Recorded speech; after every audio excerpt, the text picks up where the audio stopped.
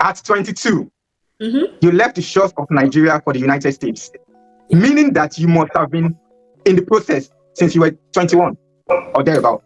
What informed that decision as a 21-year-old? Can I say a story? I feel like I say a story a lot. That's the best way people would understand and get it.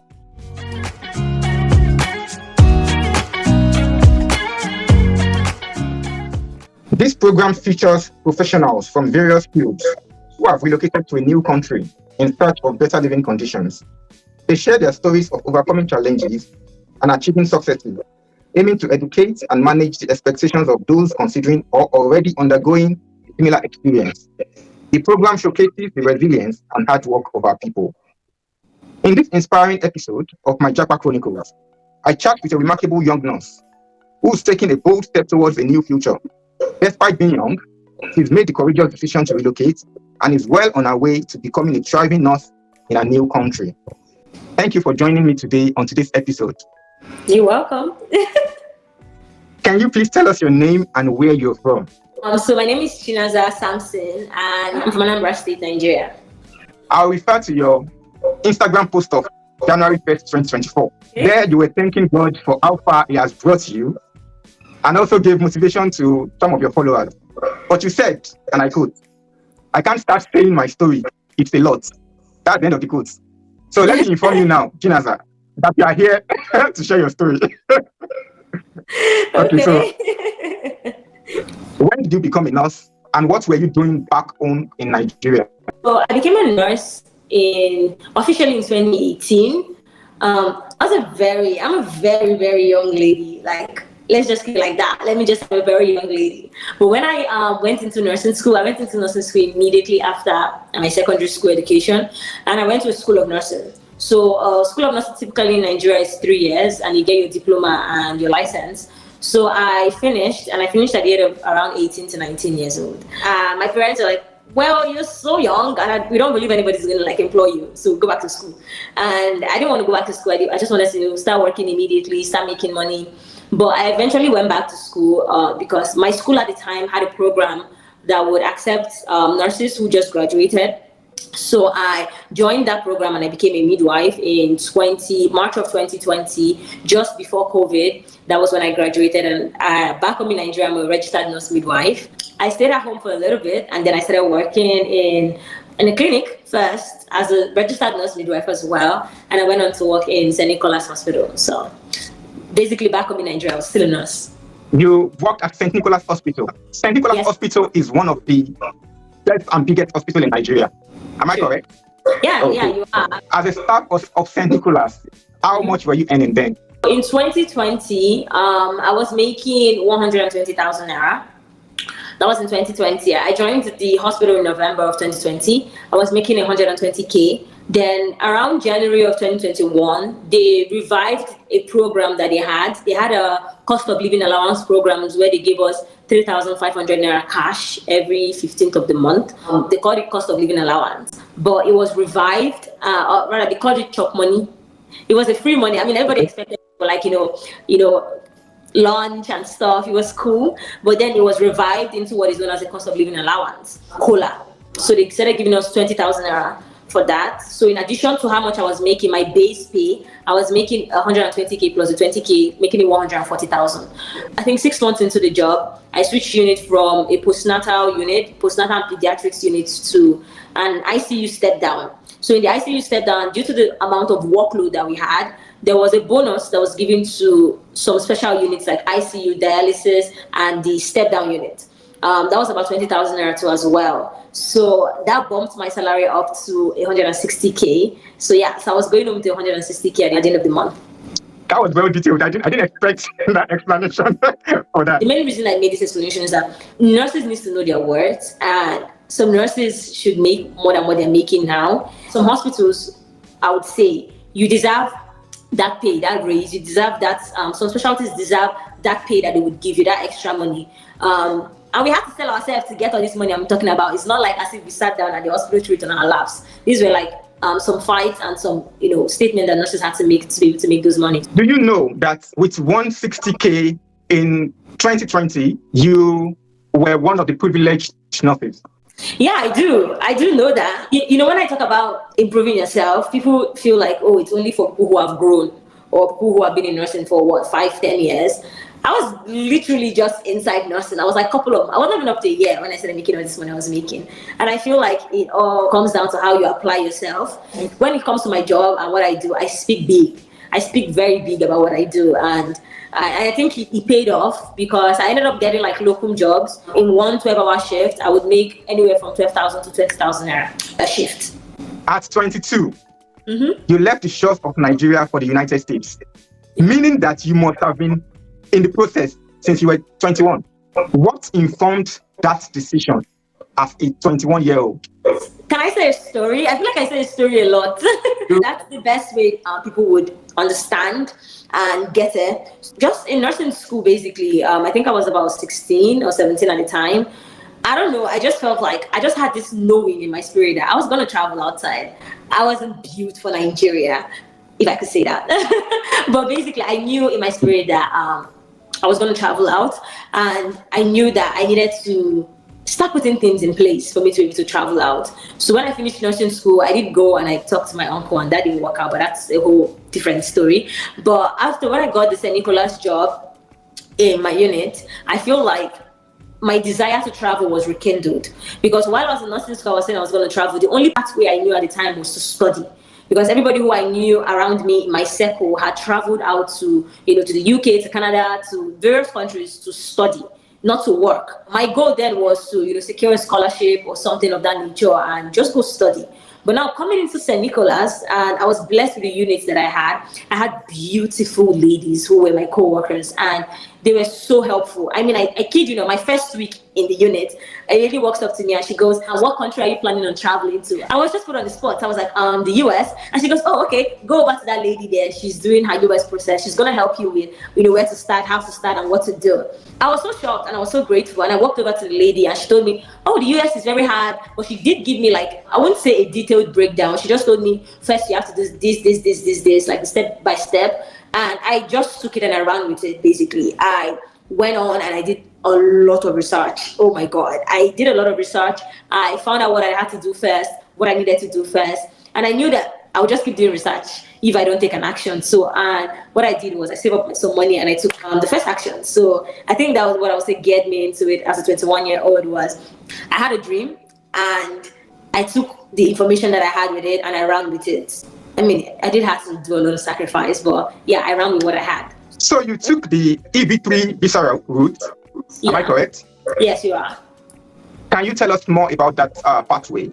Basically, for people who are watching this, I don't know what an EB3 means. It is an employment-based visa. So the US, they created a category for employment-based visas, and they separated them into 5 different categories. So the EB3, which is category 3, basically is for skilled professionals. So like nurses, doctors, if you're in a professional field where you have to write an exam, things like that, yes, this is the area for you to go. But now the thing with this particular route is you need an employer. Okay, you need an employer to employ you and file this paperwork for you. Your family can do that, your siblings can do that. It is an employer who has a job that is verifiable in the US, that is in good standing in the US, that means they pay their taxes, they're not owing the government, things like that. It costs a few dollars for them to be able to do this process for you. Different employers have different contracts and things that they would expect from their own end if they have to invest in you that much. And they also have to prove to the United States that they have tried to find people in the US to fill that position that they are bringing you in to fill, and they can't find them or they are limited. That is the only way that the Department of Labor in the United States is going to let you or let them file that petition for you to come into the US. So basically that's what the route is about. That's breakdown of what that route is. Is it still valid today? I mean, the pathway? Yes, it is still 100% valid today. Although right now, in this very moment, as of 2024 August, they are currently doing something which is known as a retrogression. So now for these visa processes, the US allocates a particular amount of visa every year that goes to each category. So once the number of that visa is used up, they are going to pause it to the next year. Now, when I mean next year, I don't mean January to December. I mean October to October. That is what is known as a fiscal year. Okay, so in the government setting, a new year starts in October, not in January. Okay, so when this happens, or how this happens, or what we're experiencing now is what is known as a retrogression. That is the visas that the United States has said, okay, for EB3 visas, we're giving 40,000 visas to these people. That 40,000 visas that's been given has been used up. So what happens is that they're going to place a hold on that until the next year, where a fresh new 40,000 is released, and now they're not going to go ahead and give that out. Now, this is what people need to understand. If by the next year they release that 40,000 brand new one, the amount of people waiting for this visa, actively waiting for this visa, is up to 4,000 or more than 4,000. They're going to give it to the first come, first serve, which is known as the people who filed first. Filing first is by your priority date, by the day your petition was filed. So they're going to do that in accordance to that way. So if I filed July 1st of 2024 and I'm done with everything that I need to do, I'm right here, and somebody else is done January of 2023, for example, they're going to answer the person of January 2023 first before they answer me. So that's the best way to explain it. But yes, it is still valid, and people still do it, and people can still do it now. So let's talk about the transition phase for you. Let's go back to your story. As a 22-year-old, what was it like settling in a new country? For sure, it was scary, because now you're experiencing a whole new thing. It's a whole new world. It's different from everything you've always known. All my life I've lived in Lagos, and I schooled in the East. Even when I moved from Lagos to the East to school, it wasn't exactly easy because I was moving away from family and all that stuff. Now I'm moving into a different country entirely, across the oceans, like I would say. It was scary. I think that's like the first feeling I would say. It was scary, but it was definitely fulfilling. I also had moments of, okay, this is what I've been pursuing for years. What next? Now I'm like in this blank space of, do I enjoy where I am? Do I pursue the next thing? You know what I mean? So yeah, I would say as a 22-year-old, it was like my life just started. Like my life officially just started. What challenges did you face settling down, finding your footing?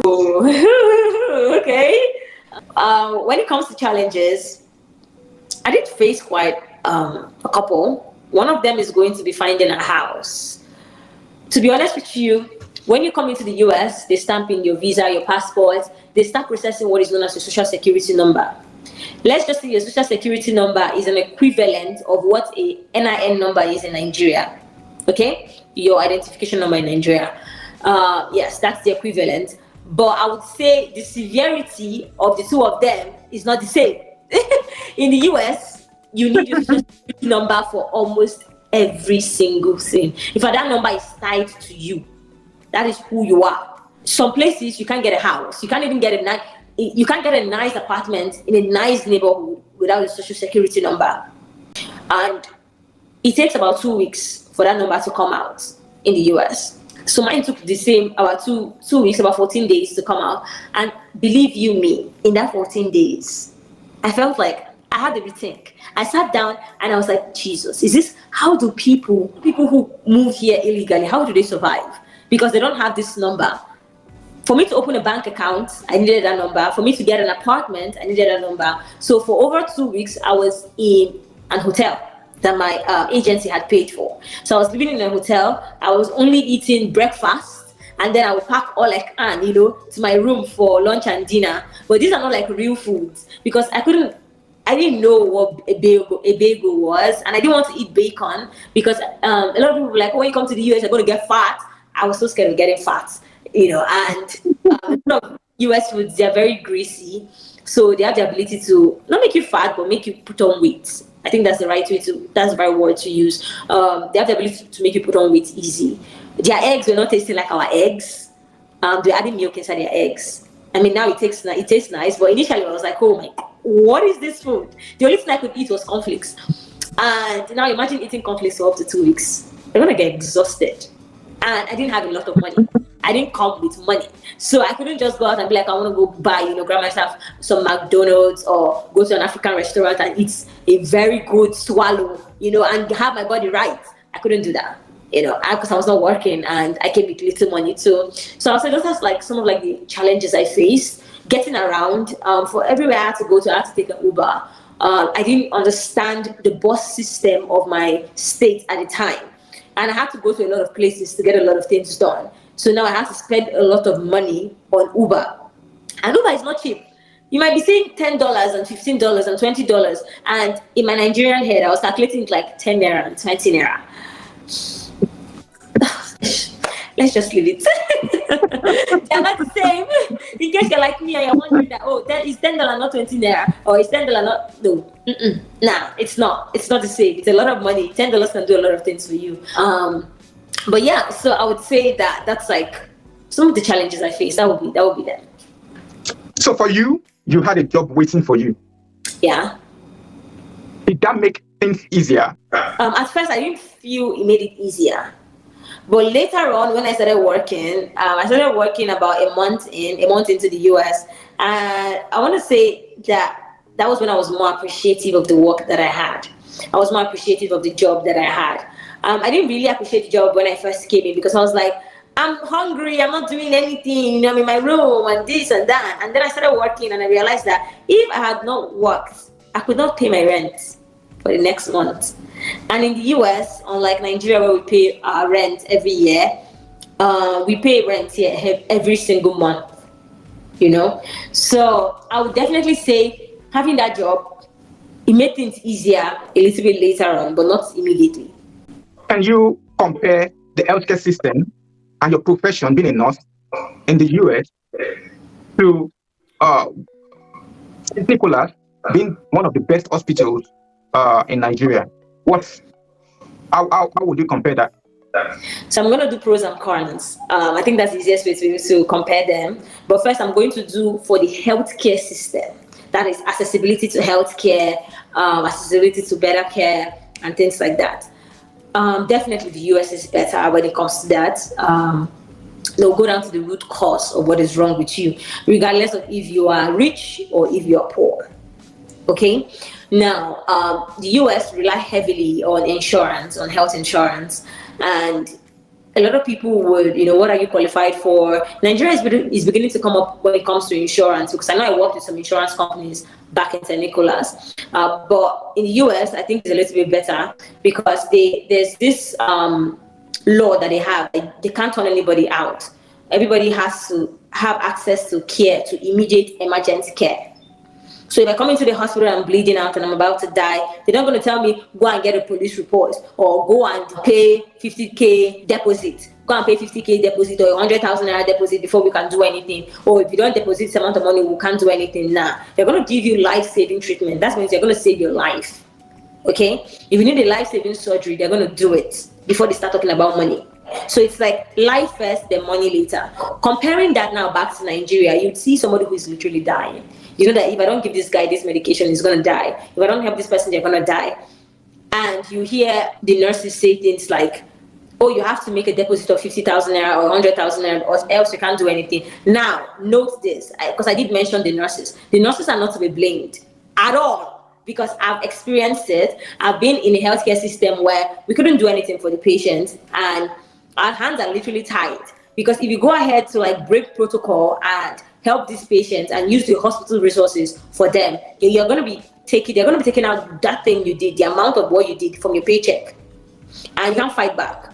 Okay, so when it comes to the healthcare system, hands down, the US is better. But when it comes to similarities, it's basically the same. Yeah, I would say that people don't think it's the same. Even here in the US, they think that healthcare in Africa or in Nigeria or Africa as a whole is like, oh, these guys are living in the jungle or something like that. But nah, it's literally almost the same thing. They use in St. Nicholas, we use what is known as an EMR, which is an electronic medical records. We use that to keep records of our patients. We also did paper charting as well. But while I was living, we were trying to eradicate paper charting, but we did both of them. Unlike the US, they solely depend on the EMR. So except when there is a downtime or something affects them. For example, recently in July, Microsoft Word went out. Like they had like a power outage or something like that affected the healthcare systems in the US. It affected the airports. It affected like every single. People could not do anything. Right? The only way, they had to go back to the old ways of paper chatting. Patients weren't getting their medications and things like that. So in Nigeria, we did both. So we had our patient records on paper, and we also had them in an electronic system as well. So that's for the healthcare. Now, when it comes to nursing is the same everywhere in the world. The only thing that is different between the nursing in Nigeria and nursing in the US is accessibility to equipment, better equipment, things like that. Like now in the US, in my unit, every patient has their own patient monitor.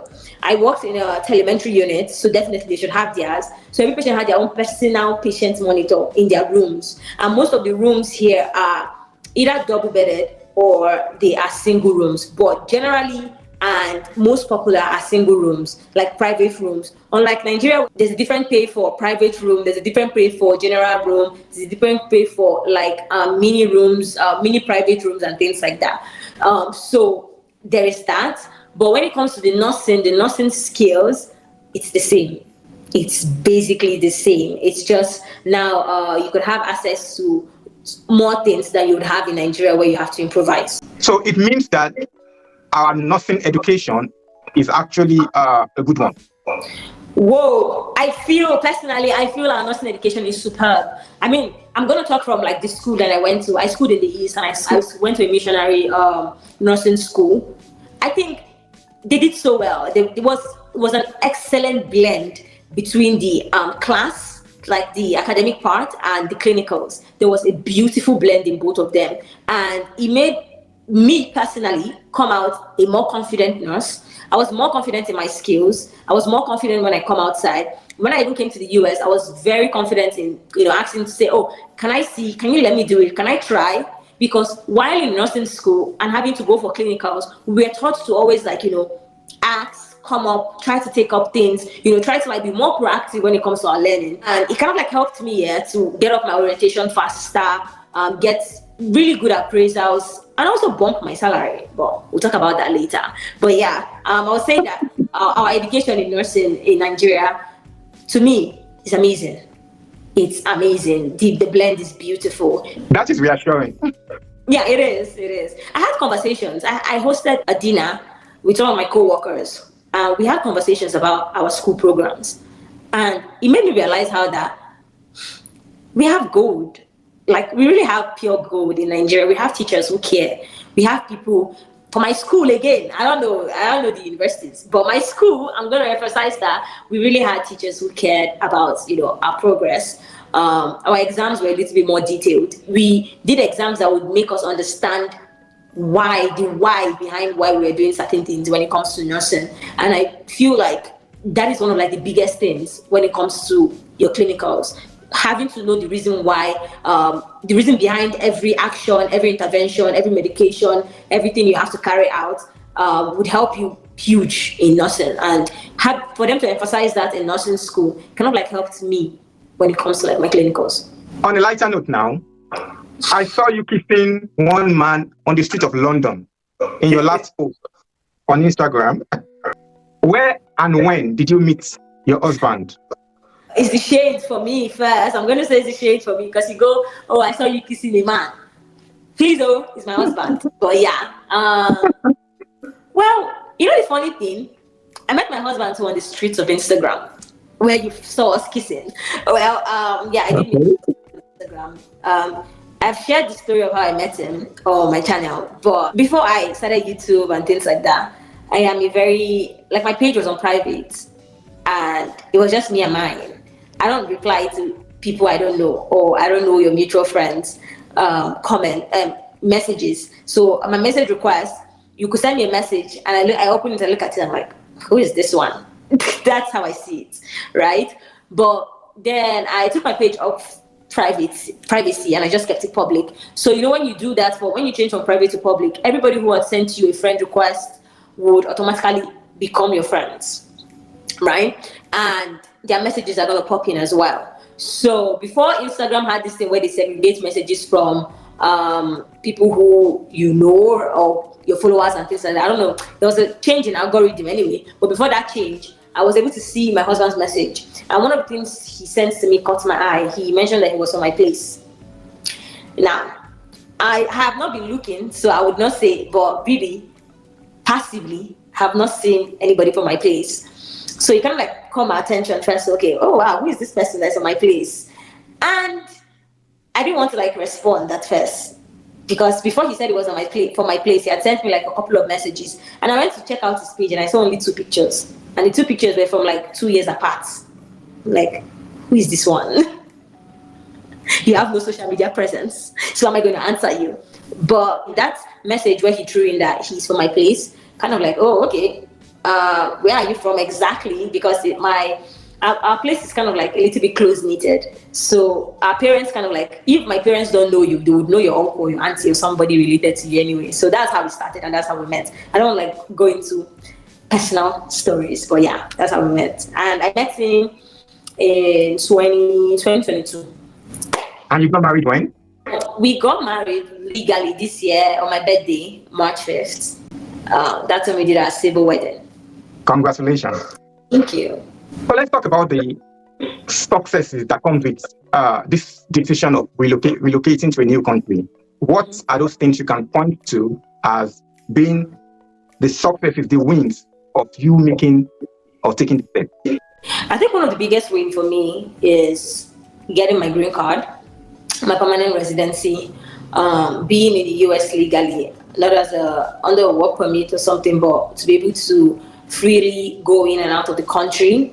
Also to be able to travel to some countries like without having to say, oh, you have a green passport, you're Nigerian, go here, go there, and giving you all this extra, I want to call it profiling, because that's what some people do. I would say that that's one of the big things for me. Not that the profiling still doesn't happen. Make no mistakes, it happens, but it is better. Like it's lesser, if I would say that. And 2, the ability to be able to go back to school.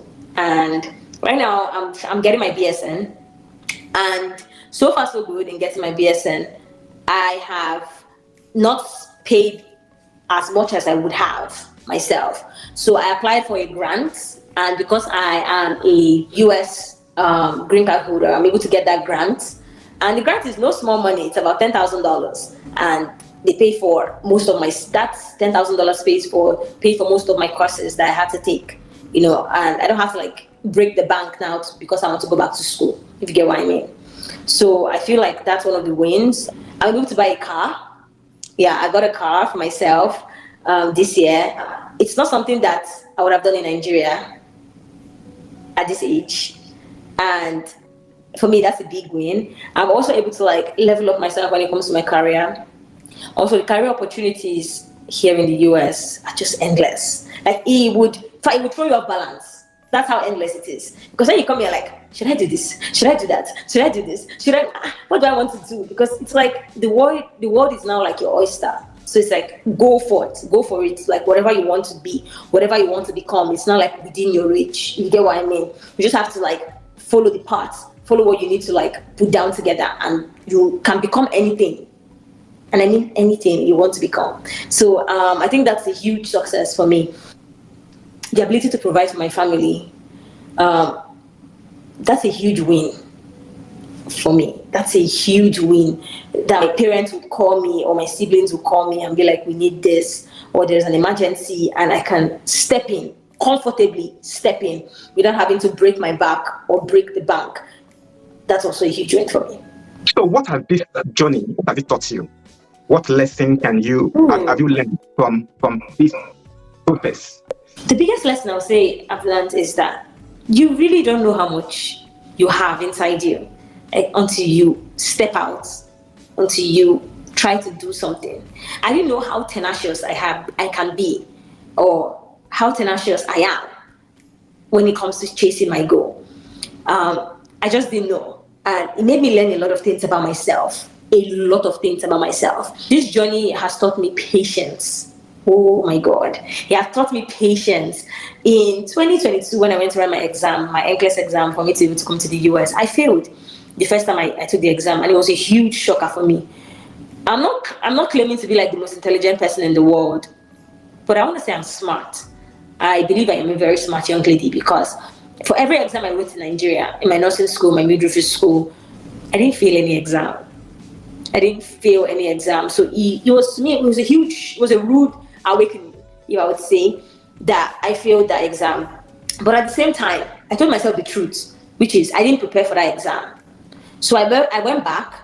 I didn't allow that failure define me or define my process. I didn't say, oh, you know what, I'm just going to give up. You know, I tried my best. Nah, I felt ashamed. I'm never going to lie. Because, I mean, I've always been like the girl who never fails an exam. In fact, when I was even telling one of my lecturer, who is like my family now, when I was telling him that I didn't make the exam, the wife was like, you must be joking. Yeah, that's how she thought I was actually joking, or was actually pulling their legs, but I wasn't.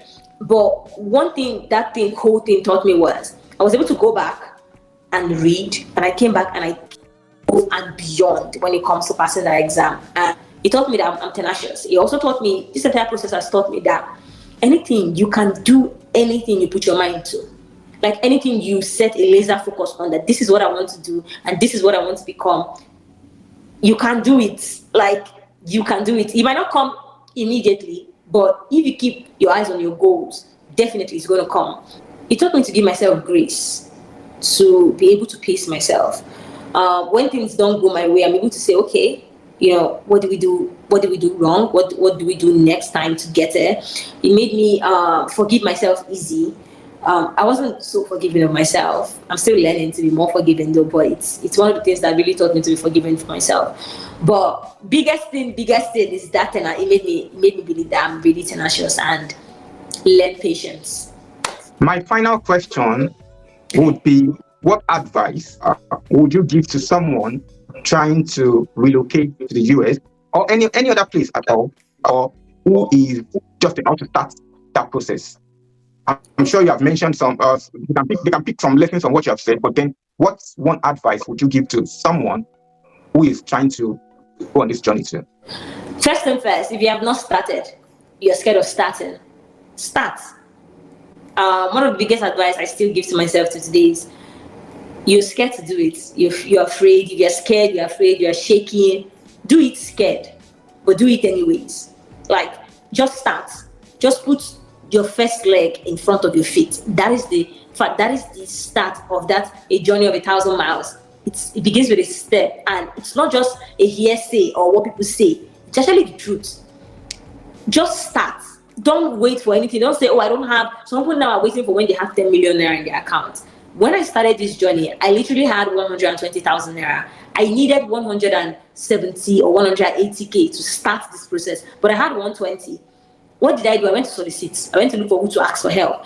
And because now I'm coming to this person with a plan, I didn't come empty. The first time I went to meet my uncle to send me abroad for schooling, I came very empty. I have not done anything. I just came and say, oh, send me abroad. I mean, I was a child. And of course, somebody's going to throw their money at you when they don't see that you are not even invested in your own dreams. But the second time I went to meet people, telling them, this is what I want to do, this is what I want to become, this is what I need to do to get to where I want to become, this is what I have, and this is what I need, I was able to raise some money to be able to start the process. I was also able to, when I got my authorization to test, I had no idea how I was going to travel to take the exam. But that didn't stop me from applying for the visa. That didn't stop me from looking for help. First thing first is to start. Now, my second advice is to people who have already started. Relocation to any country, the US, the UK, Canada, anywhere, is hard. That is the truth. It is hard, and it is hard work. It would require you to do a lot of sacrifices. It would require you to give up a lot of pleasures. It would require you to give up a lot of things. It would require you to have sleepless nights. Now, you might be looking at yourself and I'm like, nah, I'm not up for all these things. But the truth is that if you don't try, you would never know. And the first thing first for you to do is to do what? To try. Try and do it. Okay? So when I say you give up things, during my process, I was making good money in St. Nicholas. I was making enough money for me to be able to rent an apartment with my friend. I did not. I was commuting 2 hours to work. I would wake up at 6. My work starts at 8, but I wake up at 4:30, 5 o'clock. I'm out of my house before 6. I'm at work in St. Nicholas on the island by to 8. I'm at work on time. I try to sleep around, if I have to work like back-to-back shifts, then go back when I have longer days off. Those are the things that I was doing. Those are the sacrifices I was making. I wasn't going out to all the hangouts my friends were having because I knew I had a goal. I had somewhere I'm going to. I knew there's something I need my money for. I didn't need my money to go for shoppings and things like that. I'm not saying don't take care of yourself. Please do. But know that, ask yourself, is this thing more important? In my entire journey in St. Nicholas, I bought only one dress for myself. One clothes. That was the least I bought for myself with all the money I was making. But now I'm in the US. Let's not even fat. When I went back to Nigeria recently, I came back empty because I had to pack all my clothes back home to give my sisters. And now it's as if I did not pack anything. So it's like you would still get delayed gratification is something that you have to start now to imbibe on, like hold on to it. Delay your gratifications, and definitely at the end of the day you enjoy it. You might be thinking, my life is passing me by. It's not. You're fighting for something. You're fighting for something that would work for you. You're fighting for a better future for yourself and that of your family and your children. So don't stop fighting. Don't give up on your dreams on yourself. Things now are hard. You might ask me, how do you know things are hard? You're in the US, you're living your best life. My family is still in Nigeria. My parents, my siblings, they're in Nigeria. My siblings are in school. I hear things. I send money. When I came to the US, when I would send 100,000 to my parents, it was around $150 to $160. Now I'm sending 100,000 back home, it's around $50-something. That is 3 times lesser the value, meaning things have gone up times 3. So I know that things are not exactly the same way as I left it, and you might be like, I don't understand. I get it. But one thing I know for sure and for certain is that anything you put your mind to, you would get it. Don't give up on your dreams. Don't sit on your dreams. Don't try to say, it's not worth it. It is worth it. You are worth it. What you're doing is worth it. And also, lastly, for people who just came into the US or who just relocated and are like, it's been 1 year, it's been 2 years, I'm not seeing anything. It's as if I'm just playing around. Like I said, relocation is hard. There is no tree that we are plucking money from. Every money that I make, I work for it. And I mean hard work. Nothing job here, you work for your money. It's not you come on a shift and you're pressing your phone. You don't even see your phone for your entire 12-hour shifts, most times. You don't even have the opportunities to reply an important text, except on your break, which is for 30 minutes. So 30 minutes only. There is no extra. Okay? And it's an unpaid 30 minutes break. You're not being paid for it. I want you to see that it is hard, but can you do it? Yes. Will it take time for you to get settled? Yes. But in all these things, don't give up hope. Don't give up on your dreams. Don't say, maybe it's not for me. I didn't come from a wealthy family, in case you are mistaking it. I did not. My parents are not rich at all. They struggled to send me to school. And I knew that coming out from school, I had to struggle for myself too as well. And I didn't want to do anything illegal. I didn't want to take shortcuts because I knew from a very early stage that taking shortcuts in life will just land you back to where you were in the beginning, if not worse. I'm already saying too much, but don't give up on your dreams. Be patient and hold on to what you think or what you're doing, basically. Yeah. Thank you very much, Chinaza, for sharing your story with us. You're welcome. I personally have learned from you, and I hope the viewers would also learn from this interview. For viewers, if you have enjoyed this story and if you are inspired by this story, please leave your comment so that we can have an engagement about what Chinaza has said. And please subscribe to the channel so we can bring in more inspiring professionals like Chinaza. Thank you once again, Chinaza. Yeah, thank you so much. Lastly, before I go, one of the reasons I opened my channel was because I did every single thing I did to come to the United States by myself. I researched everything that has to do with me coming to the US on YouTube. YouTube was my biggest resource when it comes to relocation. And I applied everything that I learned on YouTube. I didn't just watch videos and sit on my hands, but I watched those videos and I began to apply them. So, but the thing is, when I was doing my research, I found out that Nigerians don't talk about their relocation to the US. I found a ton of videos when it comes to coming to the UK, but when you come to the US, nothing, nada. It was just the Filipinos. Right now, if you think I'm lying, put on EB3 processing. I bet you the first 5 people you're going to see is Filipinos explaining how to come to the US. If you're going to see any black person, it's Jamaicans, not Nigerians. The people that you see. And I'm like, okay, I need to be able to put up a channel where people would be able to relate, where my people will be able to relate, not just my people, Africa as a whole will be able to relate that, okay, this lady moved to this country and this is how she did it and this is how I can do it. I can replicate every single thing that she has done and I will be at the same place that she is today.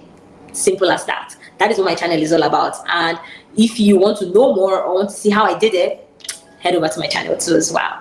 Alrighty, and do well to also subscribe to DTOtv. He's doing an amazing job in bringing in different kind of immigrants to share their stories with you and get you inspired. Not just inspired, but for you to be able to copy and paste what they did and be where they are too as well. Thank you very much, Chinaza. And Chinaza's channel will be the link will be put in the description box also, so that you can head to our channel to learn from the page. Thank you once again. You're welcome. You're welcome. I really appreciate this interview. Thank you for interviewing me. I appreciate it.